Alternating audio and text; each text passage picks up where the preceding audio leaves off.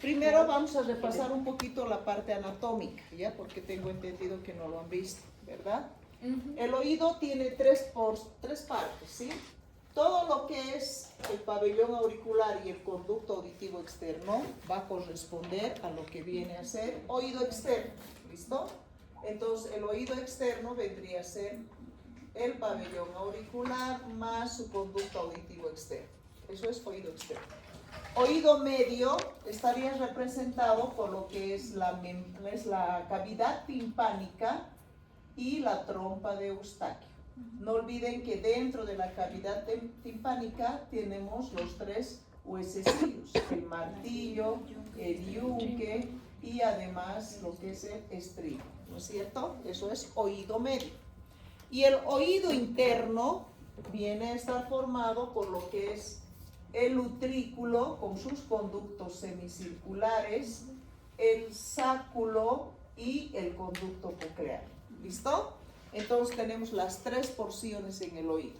Oído externo, oído medio y oído interno. Desde ya les anticipo que el oído tiene dos funciones importantes, que es audición y equilibrio. Las dos funciones se van a recepcionar en oído interno. ¿Listo? Vayan considerando ese detalle. Buenas tardes. Bien, entonces con esa pequeña aclaración ya empezamos el tema. Aquí, bueno, les están diciendo lo que acabamos de mencionar, de que el oído tiene dos funciones importantes, que es la audición y el equilibrio. Y que además tiene tres partes, ¿no? Se divide en tres partes. Oído externo, que hemos dicho que está formado por ¿qué estructuras? Listo, por el pabellón auricular y el conducto auditivo externo, que sería oído externo. Oído medio, ¿qué estructuras estarían? Los huesecillos, la cavidad timpánica y la trompa de Eustaquio, ¿sí? Y el oído interno, ¿quiénes están? Aquí ya está completito la imagen. El utrículo con sus conductos semicirculares, sáculo y conducto coclear, ¿sí? Aquí nos están comentando de que dice de que la onda sonora, o sea, cuando se produce un ruido, esa onda va a ingresar por el oído externo, ¿no? Porque va a venir por acá, ¿sí? Luego va a pasar al oído medio y del oído medio al interno. Y ahí va a ser recepcionado. ¿Listo? Aquí mostrarles un dibujito sobre un embrión. Este embrión corresponde a cuando se ha cerrado el neuroporo anterior y el posterior. ¿Se acuerdan? Primero era un tubo, se cierra el neuroporo anterior, luego el posterior y queda así el embrión. Cuando el embrioncito tiene 22 días de vida, en la parte cefálica de este embrión aparecen dos engrosamientos de ectodermo. Este engrosamiento, que es la placoda del cristalino, que va a ayudar a formar lo que es el ojo. Y este otro engrosamiento de ectodermo, que es la placoda óptica, que formará el oído. ¿Listo? Vean que esta placoda óptica después se va a invaginar y va a formar la vesícula óptica. Aquí tienen un cuadrito donde también tienen la vesícula óptica, ¿sí? Esta vesícula óptica se va a diferenciar en dos porciones. Una porción dorsal, que va a formar el utrículo con sus conductos semicirculares. Buenas tardes. El conducto endolinfático. Eso va a formar la porción dorsal.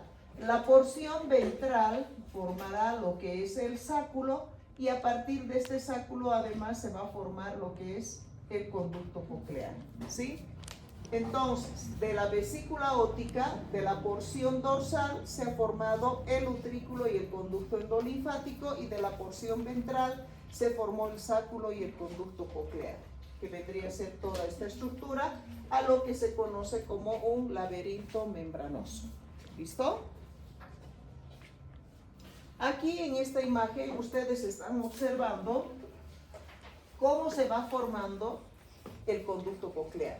Este es el sáculo. Vean que por uno de sus extremos el sáculo se va prolongando y va adquiriendo la forma de un caracol. Algunos por eso también le llaman caracol al conducto coclear. Además, vean que entre el sáculo y este conducto coclear hay un pequeño conducto que los comunica, que sería el ductus reuniens o conducto sáculo-coclear. ¿Listo?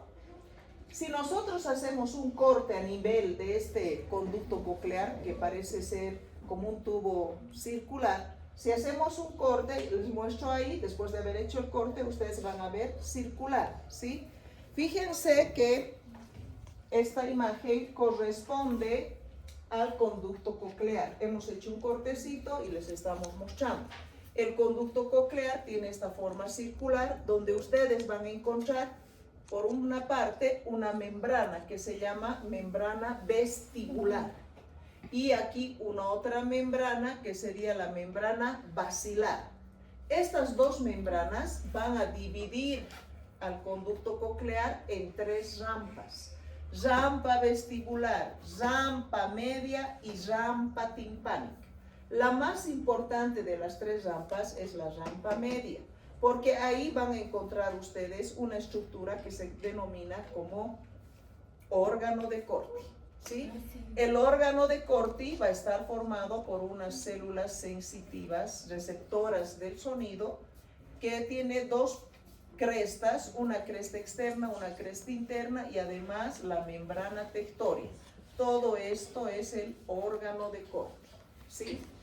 Yo les había dicho ya de inicio que tanto la audición como el equilibrio va a ser recepcionado en el oído interno, ¿no es cierto? En este caso, la audición va a recepcionarse aquí, en este órgano de Corti. Y del órgano de Corti va a ir ese impulso nervioso a través de lo que es el ganglio espiral. Y del ganglio espiral, a través de las fibras cocleares del octavo par craneal, llegará a la parte del cerebro hacia el área de la audición. Y ahí va a terminar la recepción del sonido. El octavo par craneal tiene dos tipos de fibras. Una de ellas, las cocleares, que están viendo que están relacionadas con la audición. ¿Y las otras cuáles son? Las vestibulares, que se van a relacionar con la otra función que tiene el oído, que viene a ser el equilibrio. ¿Listo? ¿Está bien esta parte? Ya. Igual vamos a recapitular esta parte de cómo es que se recepciona el sonido. Más después, ¿sí? A ver, van a ver ahora aquí una imagen solamente del órgano de Corti. Aquí está la cresta externa, cresta interna y la membrana tectórea, ¿sí? Entonces no olviden que la recepción del sonido en el oído interno se realiza a nivel de este órgano de Corti, y de ahí hemos dicho que después del órgano de Corti viene el ganglio espiral, las fibras cocleares del octavo par craneal y luego al área auditiva del cerebro para terminar la recepción del sonido. ¿Ya? Esta imagen corresponde ahora a lo que es el oído interno. ¿Listo? Esto es oído interno. El oído interno está representado por el utrículo, sus conductos semicirculares, el conducto endolinfático, el sáculo, y vean cómo a partir del sáculo se ha formado el conducto coclear. Hace un momento ya les había dicho que la recepción del sonido, ¿en qué parte era? El órgano de Corti, que se encuentra ¿dónde? En el conducto coclear, ¿no es cierto? En la rampa media del conducto coclear. Ahora vamos a ver que el equilibrio se va a recepcionar aquí. Pero antes quiero comentarles que los conductos semicirculares a nivel del utrículo termina en tres porciones dilatadas, que aquí les estoy remarcando, y dos que son rectas, ¿sí? Dos terminaciones rectas. Estas son las rectas. Vean que a nivel de estas terminaciones dilatadas, que parecen unas ampollas, ahí se encuentran unas crestas ampulares que contienen células sensitivas receptoras del equilibrio. ¿Listo? Pero también nos dicen que tenemos células sensitivas receptoras del equilibrio a nivel de la pared del utrículo, como también en la pared del sáculo. Estas células sensitivas receptoras del equilibrio que se encuentran en la pared del utrículo y del sáculo se llaman máculas acústicas, o si quieren, manchas acústicas. Por lo tanto, la recepción del equilibrio se lleva a cabo aquí en las células sensitivas de las crestas ampulares y a nivel de las máculas acústicas. Y de aquí, a través de las fibras vestibulares del octavo par craneal, irá hacia el sistema nervioso central y ahí va a terminar la recepción del equilibrio. Por lo tanto, ustedes están viendo que aquí a nivel del conducto coclear, específicamente a nivel del órgano de Corti que está en la rampa media, se ha recepcionado la audición y aquí el equilibrio. ¿Sí? ¿Está bien?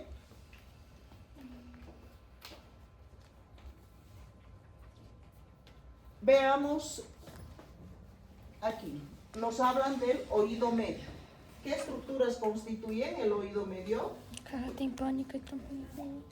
La cavidad timpánica, ¿qué más? Trompa auditiva. Trompa de Eustaquio y los huesecillos. Bueno, entonces vendría a ser esta parte el oído medio. La cavidad timpánica, trompa de Eustaquio y los huesecillos. El martillo, el yunque y el estribo. ¿Sí? Ya está. Aquí, ¿qué es lo? No, nada más que nos están haciendo recuerdo lo que ya habíamos visto en cabeza y cuello.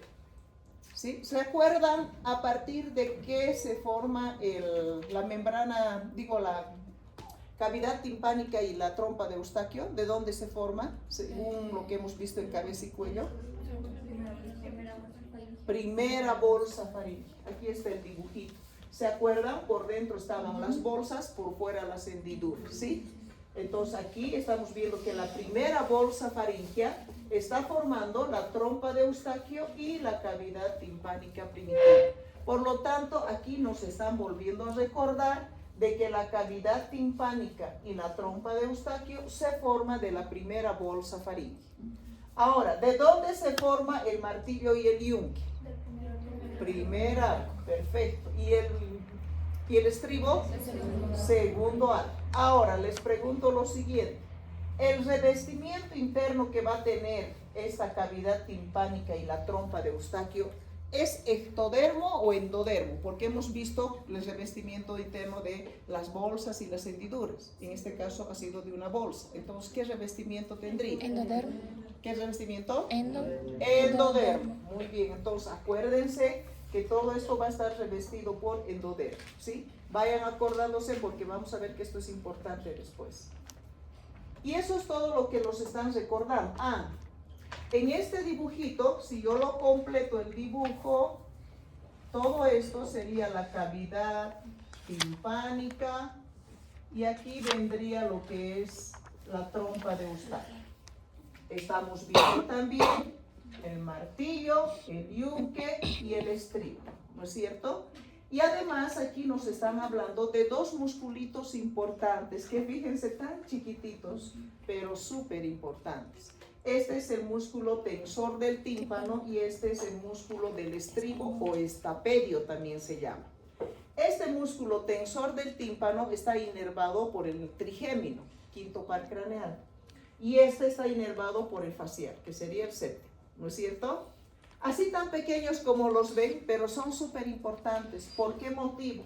Porque pasa de que cuando se produce un sonido, esa onda sonora va a ingresar por el conducto auditivo externo y va a chocar con la membrana timpánica. ¿Qué hacen ahí esos musculitos? La van a tensar a la membrana timpánica para que esta onda pues no sea tan fuerte, digamos, sobre la membrana, un poco como que van a amortiguar con lo que van a tensar la membrana timpánica.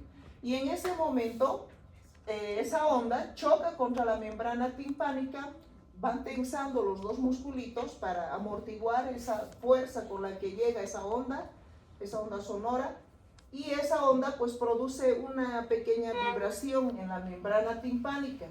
Y como ven aquí, el martillo está prácticamente como apoyado en la membrana timpánica. Entonces esa vibración de la membrana timpánica va a hacer que esa onda sonora vaya hacia el martillo, del martillo vaya al yunque y del yunque vaya hasta el estribo. ¿Listo?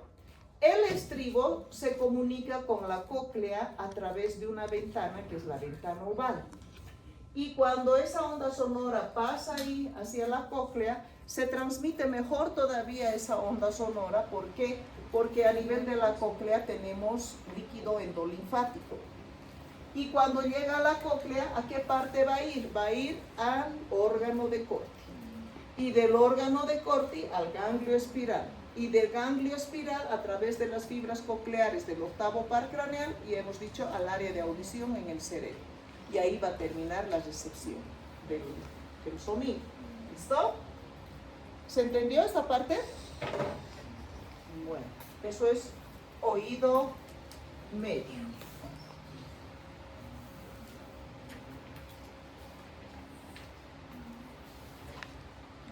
Oído externo. Hemos dicho que el oído externo va a estar formado por lo que es el pabellón auricular y el conducto auditivo externo, ¿verdad? ¿De dónde se forma el conducto auditivo externo? Ha habido un cambio en el concepto, ¿sí? En anteriores ediciones les decían que el conducto auditivo externo se formaba de la primera hendidura faríngea. En la última edición nos están diciendo que no es cierto, que se ha visto que la primera hendidura faríngea más bien va a desaparecer, no forma nada, ¿sí?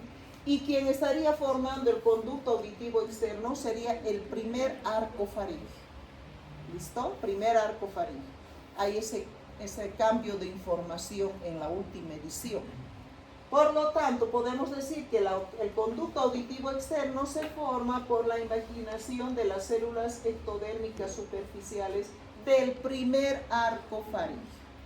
Lo que significa que toda la parte interna de este conducto auditivo externo está revestido por células ectodérmicas. ¿Listo? Y luego aquí nos dicen que cuando el feto tiene 3 meses de gestación, estas células ectodérmicas es como que van proliferando hacia la parte más profunda del conducto y van formando una especie de tapón, lo que se denomina como tapón meatal. ¿Listo? El tapón meatal entonces se forma a los 3 meses de gestación. ¿Y después qué pasa? Que las células de este tapón meatal van a empezar a proliferar y revestir la pared interna del conducto auditivo externo, cosa que al 7º mes, 7 meses, va a desaparecer el tapón meatal. Y en la profundidad del conducto vamos a encontrar la membrana timpánica. ¿Listo? La membrana timpánica tiene 3 componentes, 3 capas. Una capita externa que es ectodermo, proveniente del conducto auditivo externo, ¿sí? Una capita interna que es endodermo, proveniente de la cavidad timpánica. Y una otra capita de tejido mesenquimatoso entre las 2 capitas que se denomina estrato fibroso. ¿Listo? Entonces la membrana timpánica tiene 3 capas, ectodermo, endodermo y estrato fibroso. ¿Está bien? Ahora, por otro lado, nos están hablando también de lo que viene a ser el pabellón auricular. Y aquí también hay cambios en la última edición. Porque en las ediciones anteriores nos decían de que el pabellón auricular se formaba a partir del primer y segundo arco faríngeo, nada más. En la última edición del libro, ahora les están diciendo que además del primer y del segundo arco faríngeo, participa también las células de la cresta neural. Realmente estas células de la cresta neural son pero tan importantes que fíjense que ya hemos visto varios capítulos donde participa en la formación de diferentes órganos. En sistema esquelético, por ejemplo, hemos visto que va a ayudar a conformar lo que es la cara, la bóveda y la base del cráneo, ¿se acuerdan? Incluso les dije, para que nunca se olviden ya toda la cabeza, ¿no ven? También lo hemos visto en corazón, también vamos a ver en la parte renal, y ahora estamos viendo en la parte del pabellón auricular, o sea, es muy importante estas células. Hace años atrás, cuando cursaba el tercer año de medicina, nuestros docentes nos decían, cuando ustedes tengan un paciente con malformaciones del pabellón auricular, tienen que investigar si ese paciente no tiene malformaciones renales, ¿no? Eso se nos quedó bien ahí en la cabeza. Y después, cuando ya estaba en quinto año, ya iba a hacer el internado y demás, los profesores de esa época nos decían, eso es puro mito, no es verdad. Bueno, a borrar la información, ¿no es cierto?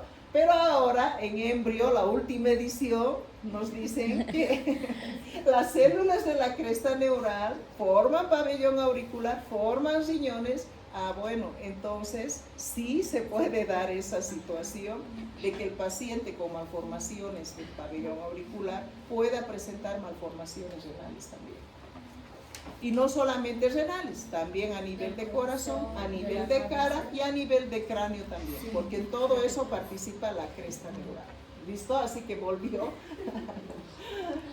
la idea de que sí, realmente tiene que ver mucho.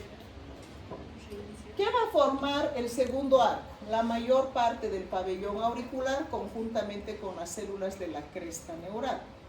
Y el primer arco, ya les dijimos, va a formar el conducto auditivo externo y esto de aquí que se llama trago.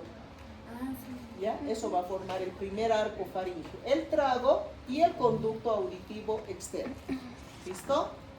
Ahora, también comentarles que el oído, el pabellón auricular, de principio se forma en las partes laterales del cuello. Aquí se forman los pabellones auriculares. Acuérdense que cuando hemos visto la formación de la cara, teníamos los procesos maxilares lateralizados, los mandibulares también, teníamos un ojo aquí, el otro ojo aquí, una fosa nasal aquí, la otra fosa nasal aquí, era todo esto lateralizado. Después, ¿qué pasó?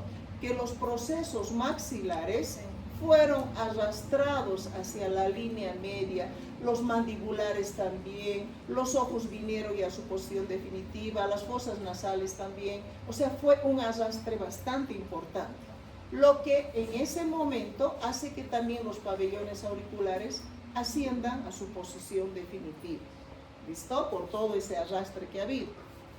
¿Cómo podemos saber si nuestros pabellones auriculares están en la posición correcta? Fíjense que nuestra nariz tiene la forma triangular, vértice y base, ¿sí? Tracen una línea imaginaria por el vértice y otra por la base y prolonguen lateralmente y miren cómo el pabellón auricular se encuentra entre las dos líneas. Eso es lo normal. Si el pabellón auricular estaría por debajo de esta línea, eso vendría a ser una implantación baja. ¿Listo? Entre ustedes se pueden mirar y pueden imaginariamente trazar y van a ver cómo están sus orejas. ¿Sí? Es fácil darse cuenta a simple vista con las dos líneas imaginarias, ver si tienen o no tienen un problema de implantación baja de orejas. ¿Sí? Creo que por lo menos hasta el momento no. Todos tienen normal. Bien. Por otro lado, aquí nos están volviendo a repetir cómo se recepciona el sonido. El sonido, hemos dicho, ingresará por el conducto auditivo externo. Luego, ¿qué pasa? Vamos siguiéndome. Choca con la membrana timpánica. ¿De ahí a dónde va a ir? Al martillo, yunque y estribo. ¿Y el estribo dónde termina? A nivel de lo que es la cóclea. A través de una ventanita se va a comunicar. ¿Qué se llama esa ventana? Ventana oval, ¿sí? Y cuando llega al conducto coclear, ¿a qué parte va a ir exactamente?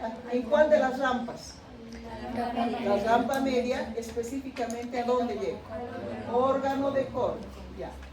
Del órgano de Corti, ¿a dónde va?